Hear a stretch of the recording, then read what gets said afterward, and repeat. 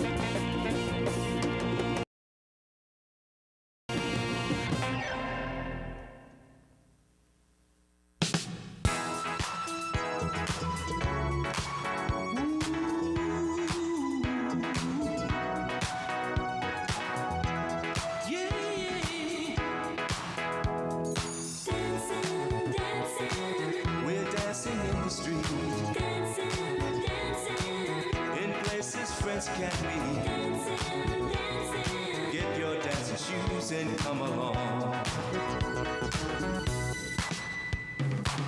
The party's here, come on. Get into gear, just groove on. We're gonna dance. Dance all night. We're gonna dance. Feeling right. We're gonna dance. Out of sight, out of sight.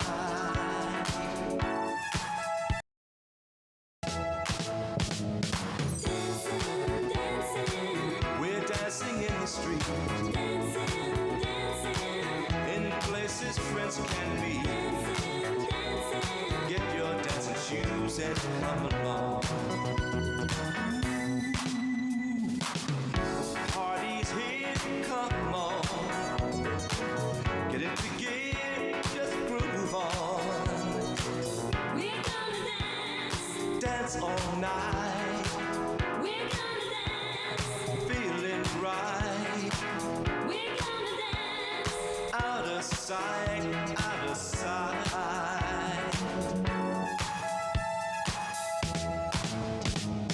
Dancing, dancing. We're dancing in the street. Dancing, dancing. In places friends can meet. Dancing, dancing. Get your dancing shoes and come along. Ooh. Dancing, dancing. We're dancing in the street. Dancing, dancing. In places friends can meet. Dancing, dancing. Get your dancing shoes and come along. Hey.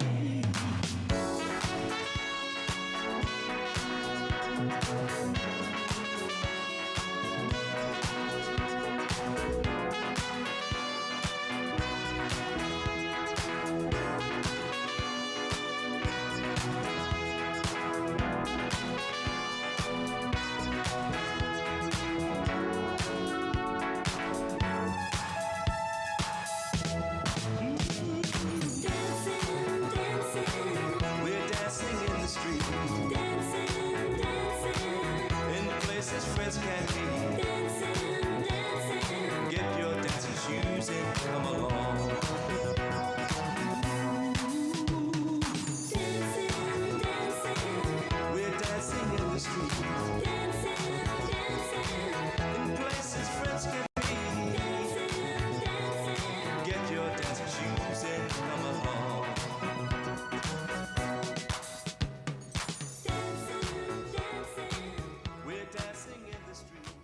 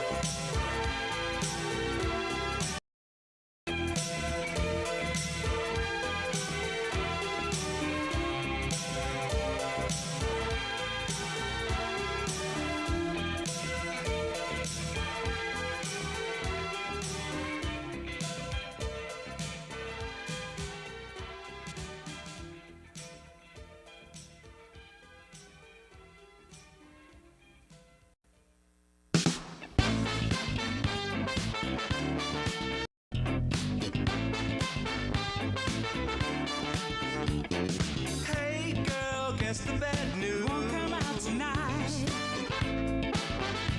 No, no.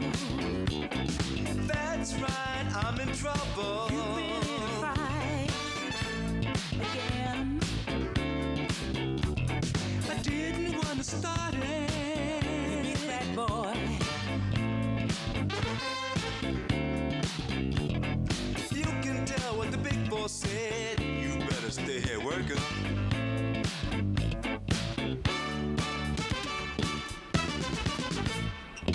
I'm going out tonight. I'm gonna make the good times happen. I'm so tired of sitting home and watching TV. I have got to dance or else I'm going crazy. This girl's on the loose.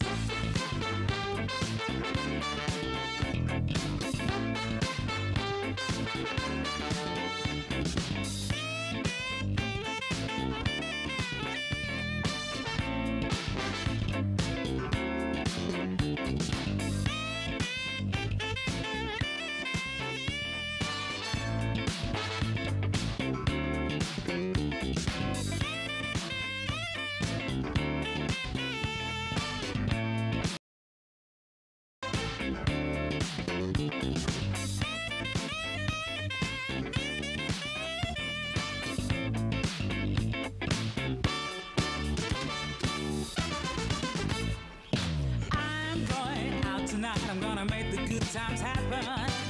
I'm so tired of sitting home and watching TV. I have got to dance or else I'm going crazy.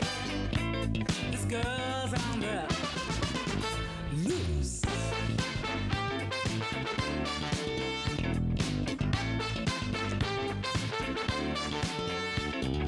Hey girl, guess the bad news Won't come out tonight. No, no, no. That's right, I'm in trouble. You've been in a fight again. Didn't want to start it.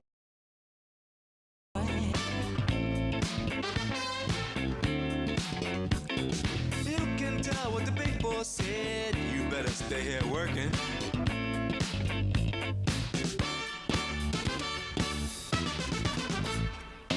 I'm going out tonight. I'm gonna make the good times happen. I'm so tired of sitting home and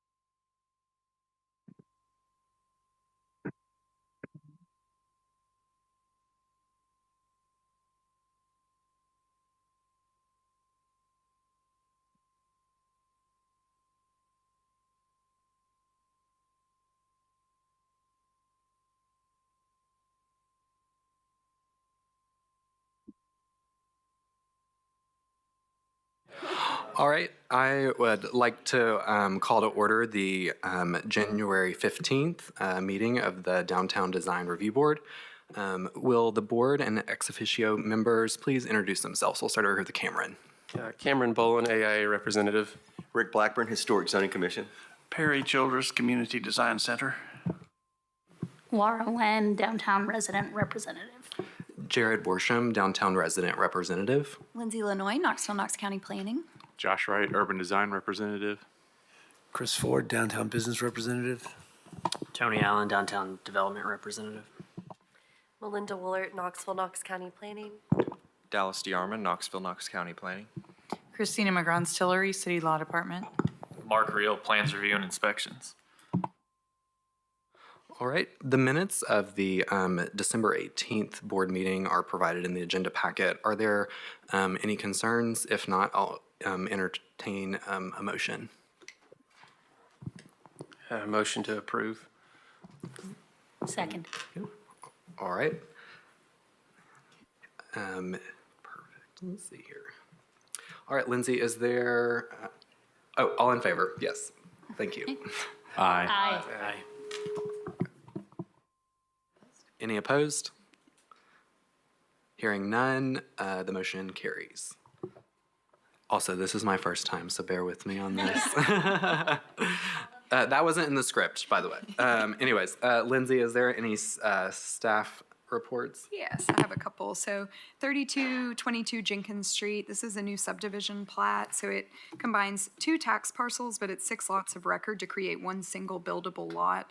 Dakota Avenue on the west is not a developed street at all, and Jenkins Street ends here. So this will create one lot that can be built. There's no new construction associated with the subdivision plat. There was a repair and reconstruction of a front porch that met the design guidelines, so a non-historic deck and metal canopy over the door, it was sort of an awning over the door, was removed, and they've installed a new 16 feet by 6 feet deep partial width front porch with a roof line that extends from the main roof line of the house. The scope of work also includes the removal of some existing gravel front yard parking. And then at 309 East Springdale, there's a new shed that's 16 by 28 feet. And it will be placed at the rear of the property, close to the alley. Thank you, Lindsay. We'll go ahead and get started with the certificate of appropriateness. The first application is number 11A24IH at 1102 Raleigh Avenue. You want to provide an overview of the project? Yes. So this is a revised application from the November meeting. The application was postponed to provide a building that is more in keeping with the scale of the neighborhood. So it is a 2-story residence with a side gable roof, 2 front gable massings projecting from the facade, an exterior of horizontal lap siding, and a foundation clad in brick veneer. The building measures 27 feet wide by 60 feet deep, including an 8-foot deep front porch with a partial shed roof, supported by 10-inch square wood columns. Parking is proposed to be a 10-foot wide concrete driveway in the front yard, accessed via Raleigh Avenue. So some of the findings, the house is proposed to be set 25 feet from the front property line, which is consistent with the average front setback of the block face, which is 26.8. The adjacent house is 23 feet. The final site plan should include a walkway to the sidewalk. The block to receive new construction has Craftsman houses and Queen Anne cottages. The application was postponed in November to allow the applicant the opportunity to submit a plan that was wider, more compatible with the building width and depth of houses on the block.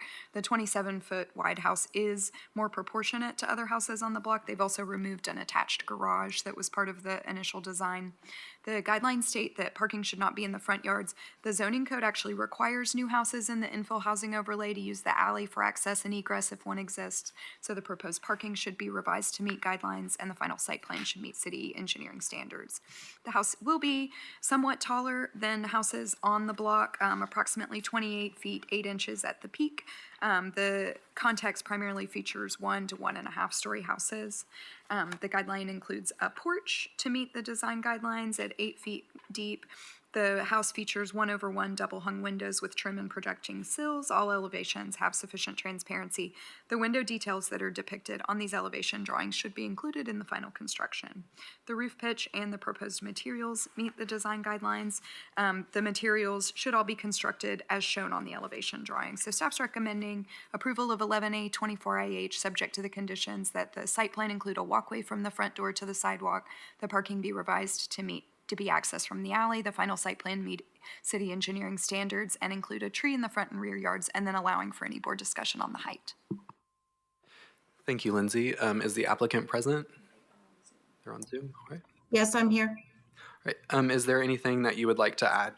Oh, would you please state your name and address for the record, please? Hi, I'm Dawn Arian. I'm with Bait Development. I'm the co-owner of the lot with MES Development, and I'm representing our application today. And is the address the same as the? 1102 Raleigh Avenue. All right, thank you. Any additional comments that you would add to what Lindsay shared? Yeah, so our original proposed plan had a rear garage that was accessed off the alley. The surveyor, when asked to revise the site plan with the new drawing, she just made the assumption that it would have a side driveway like the rest of the homes in the neighborhood. We can easily make that adjustment on the site plan for the rear drive and take that off the site plan and add the front sidewalk. So all of the site plan recommendations are easily made. I would just ask that we could go forward with today's approval and that we just submit a new site plan for the overall permit application. And then in terms of the height of the home, there are multiple two-story homes in the neighborhood. So while quite a few homes are 1 or 1.5 story, a two-story home in this neighborhood is not out of the ordinary. Thank you. Is there anybody else that would like to speak on the project? If not, we'll open it up for board discussion. Yeah, I had a couple of comments and questions. The scale of it, it's pretty long, and the fortunate and unfortunate part about that property is it's a corner property, so you both have the street facade and also the adjacent, I guess the perpendicular is Oswald and and Raleigh. So what I'm looking at is the right side. Well, maybe it's the left side. Either one, elevation. The windows are a bit haphazard. Can you explain, did you have an architect draw this, or is this a pre-bought plan offline? It's a purchase plan. Okay. Yes. I would want to see the window systems to actually have more rigor to their layout, because there's completely no alignment and it's just a little bit it's a little all over the place. It's not very, the front elevation is very well composed, but the sides are very spotty. And at that, again, that Oswald side elevation is going to be really, really prominent and important, I think. That corner site's been empty for a long time, so I'm glad to see a house go there, but I want to make sure that it's done the best it can. Okay, well, we can adjust. I don't see any reason why we can't adjust where the windows are placed during framing. Right. Also, on the brick veneer on the front and back porches, the lattice that you put under it for ventilation, I think it would be, I can't require this because it's more money, I would think, but like it'd be a lot nicer project to have just the brick masonry go to ground and you just introduce vents within the brick at those front and back porches rather than the wood. I'm just afraid that's going to break down over time and look pretty bad after some weather and longevity have happened to the materials. Right. Yeah. When architects render these are just suggestions. They could be easily replaced with just vents, standard vents. Okay. And then finally, my comment is just the large gable at the back. And like you said, there's some two-story buildings on that street for sure. I understand the height has some precedent, especially up the hill as you go up more towards Fisher Tire. There's some on the west side of the street that have some height. So it's not crazy atypical, but it'd be great to see something, some break in the roof line at the back, just given the fact that it has such a long slope. Very much like the front that has that stack of the roof line changes. There's something about the back that would benefit from that, to have a similar extension of a roof line, to not just have the slope of the 812 go all the way to the rear of the building. Would a dormer type break in that roof line be what you're thinking? Yeah, potentially that would help. I think it's just in the same vein of the articulation that you already have in the project. I think that would help it. Right. Other homes on the street have a dormer break in their facade. Mm-hmm. So I think that would be a good solution there. Okay. There's a home down the street on Raleigh that has, you can see the back of the house off the alley, and it's a similar situation. Mm-hmm. Just, it has a very long roof line, and then it breaks with like a dormer kind of situation in the middle of that. Okay. That's all my comments. I had a couple of comments. One of them really is along Cameron's line there on the back, that the addition of the dormer would not only break up that large slope, but it would really enhance the usability of some of your second floor space back there on the plan there. So that could be an advantageous little addition there. And then other comments on the height, I don't have real issue with the height, in that overall it appears as and really is, a story and a half structure, like many on the street. And if you go toward town, there's a large and entertaining development going on on a former industrial site that has taller buildings as well. And I think introducing that to this neighborhood has already been done. And this is further up in with the other houses, and I believe it would be fine there. The randomness of the windows on the side, I think you're right. You can adjust your framing and line somebody up with others on especially the corner side. Yeah, but otherwise, it's a nice looking house. Okay. Down the street at 1309 Raleigh, there is a dormer breaking that upper roof line, and that is what I would envision adding to that rear. And that would make that attic space upstairs far more usable on the plan.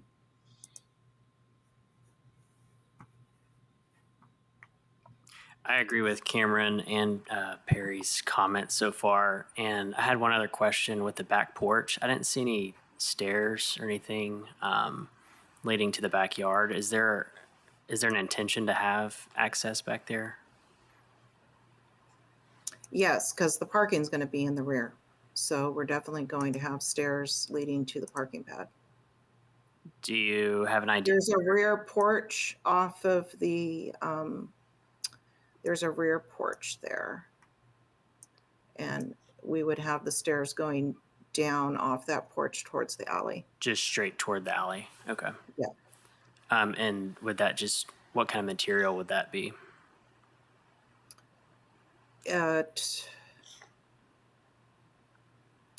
We could either do poured concrete or wood. We could do either one.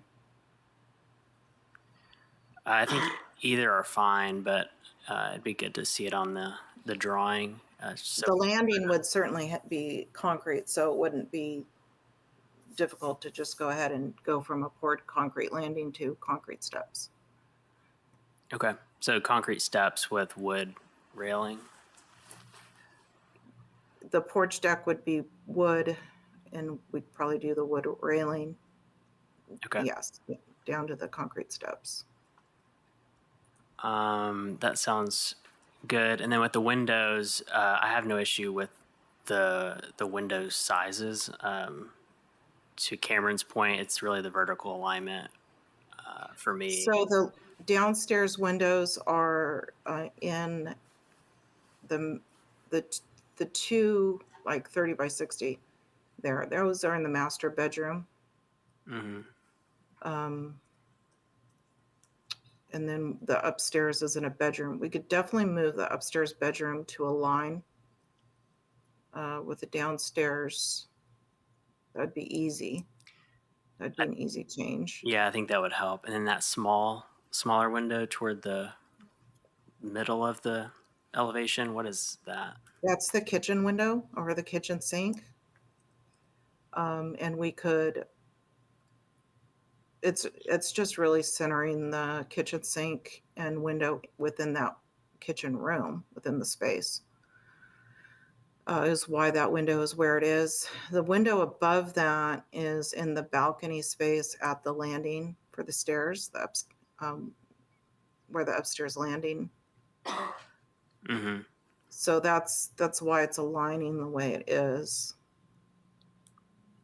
Typically, we don't have to come to a conclusion on where each window goes in during the meeting too, depending on the context of the application. That's also something that can be worked out afterwards as well. So we don't necessarily have to go through each one related to the floor plan. Okay.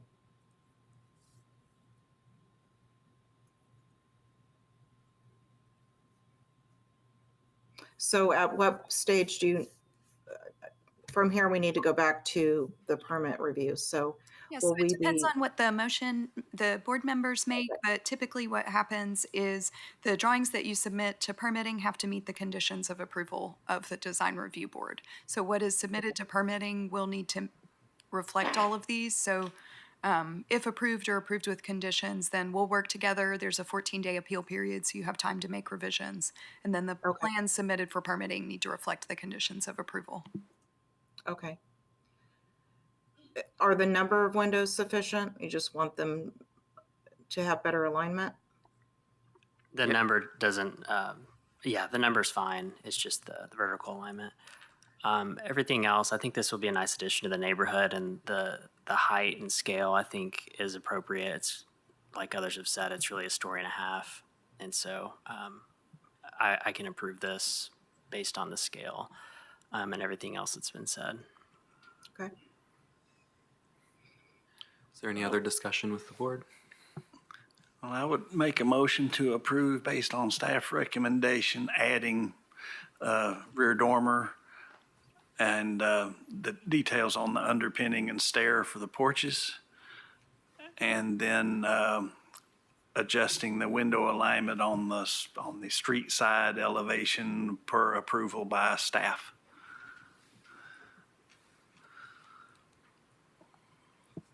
Yeah, I second that. All right, so we've got a motion from Perry and a second from Cameron. Any other further discussion from the board? With no further discussion, all those in favor say aye, and all those opposed, all those in favor say aye. Aye. And all those opposed say no. Good. Motion carries. Okay, thank you. All right. Next up, we've got, let's see, application 1A25IH at 0 Texas Avenue. Staff will now provide an overview. Okay, so this is a new primary structure fronting Texas Avenue. It is a one-story residence with a front gable roof with an 8/12 pitch, an exterior vinyl lap siding with corner boards, and a block foundation clad in stucco. The house will be set 25 feet from the front property line, and it has a 6 feet 8 inches deep front porch recessed under a shed roof. The parking is via a concrete pad at the rear of the house via a 12 feet wide driveway that's accessed from Texas Avenue. So some of the findings, overall, the house's placement at 25 feet from the front property line is compatible with the context of the block face. The block to receive new construction lacks significant context. There's vacant lots and then new construction with some minimal traditionals and some Queen Anne cottages further down Texas Avenue. The parking meets the design guidelines as it's a concrete pad behind the house and access via driveway from Texas Avenue. The final site plan should meet city engineering standards and may require some revisions to address the stream buffer on the right side or the southwest side of the property, and those minor revisions could be approved by staff. The design includes a 6'8" deep front porch under the primary roof line. Typically, the guidelines recommend an 8-foot deep porch at minimum, but this porch is proportionate to the relatively small size of the house. The windows on the small house do feature sufficient transparency for the neighborhood context, and the half-light front door is appropriate. Overall, the materials meet the design guidelines, so staff's recommending approval of 1A 25IH, subject to the conditions that the site plan meets city engineering standards. Minor revisions could be approved by staff, and the final site plan include a walkway to the street and then one tree in the front and rear yards. Thank you, Lindsay. Is the applicant present? Yes, I'm here. All right. Could you state your name and address for the record, please? Yes, my name is Innocent Rodasingwa, and the address is, you mean the address for the property or my current address? Business address. Yeah, 2740 Silent Springs Lane, Knoxville, Tennessee, 37931. All right. Thank you. Is there any thing that you would like to add to Lindsay's comments? Not at the moment. I will defer that to my contractor, Conrad Gobinder. He's also in the meeting. Okay. Any other comments from anyone else? If not, we'll open it up for the board for discussion. All right, we'll open it up to the board.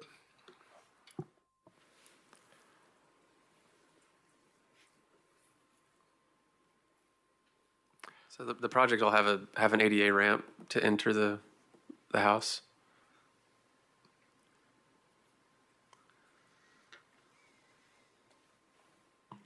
Innocent, do you mind sorry. speaking to that? Yeah. Yes, it will be ADA zero entry. You mean at the front or at the back? Yes, sir. At the front, I just saw the zero entry that was just sketched in. So that's a ramp you guys are introducing. Yes. Okay. Yes.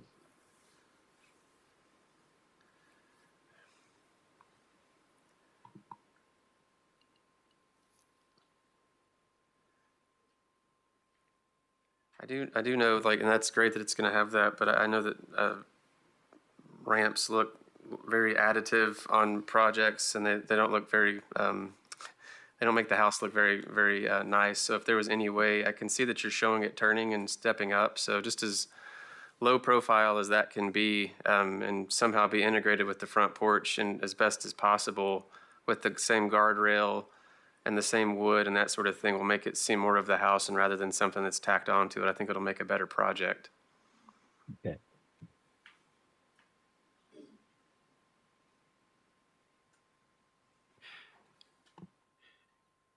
Any other comments? If not, we'll entertain a motion.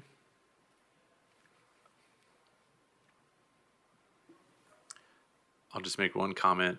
It's a pretty wooded lot, so instead of trying to stick a tree in there, just save one, I think would be the best way to do that, because those old growth trees in these old neighborhoods are terrific assets. But otherwise, I'll make a motion to approve per staff recommendations and Cameron's comments. I'll second. Right. So we have a motion from Josh and a second from Dr. Lynn. Can we clarify what Any other Cameron's discussion? comments you're referring to that you want included in the motion? The comment would be to use like materials with the ADA ramp to make it congruent or in like design to the front porch. Yes. I have a motion and a second. Any other discussion? Hearing none, all those in favor say aye. Aye. All those opposed say no. And the motion carries. All right, that wraps up infill housing. We'll move on to downtown design review. We've got application 1A25DT at 407 South Gay Street. Lindsay, could you provide an overview, please? So this is a new internally illuminated wall sign. It's 20 inches tall and 10 feet 10 inches wide. It'll be located above the middle storefront of the building, above the existing awning on the first story. The entire wall sign will be internally illuminated with white LED illumination and red letters. So illuminated signs do require review by the DRB. The wall sign form meets the guidelines for new signs in the historic district as above the storefront windows. The sign is proportional to the wall on which it will be installed. Guidelines do recommend that signs not be lit internally. Typically, when internally illuminated signs are approved in the DKH, the illumination is on a limited basis, where the lighting is limited to push-through letters or a logo. So the entire block of the sign is proposed to be illuminated, and the sign should be revised so that only the letters themselves are illuminated instead of the whole sign. So staff's recommending approval of 1A25DT, subject to the condition that the sign be revised to feature illumination limited to the individual letters, with revisions submitted to staff for review. Thank you, Lindsay. Is the applicant present? Yes, I'm here. All right, could you please state your name and address for the record? Lori Colburn, 2522 Gray Ridge Road, Maryville, Tennessee. Thank you. Do you have any other or additional comments to what Lindsay shared? No? All right. Anybody else have any comments? If not, we'll open it up for the board for discussion. All right, we'll open it up to the board.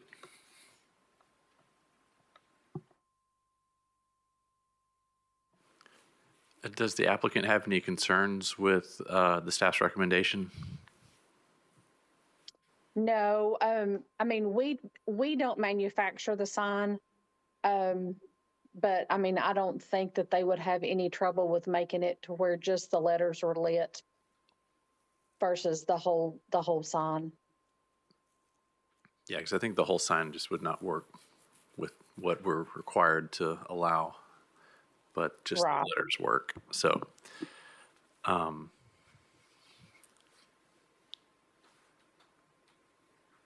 no, okay. I'll make a motion to approve per staff recommendation. I'll second that motion. We've got a motion by Josh and a second by Chris. Any other discussion by the board? Hearing none, all those in favor say aye. Aye. All those opposed say nay. Okay, and the motion carries. Thank you. Thank you.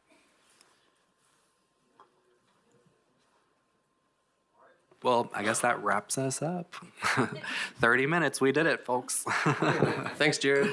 Thank you. It's not 19 minutes.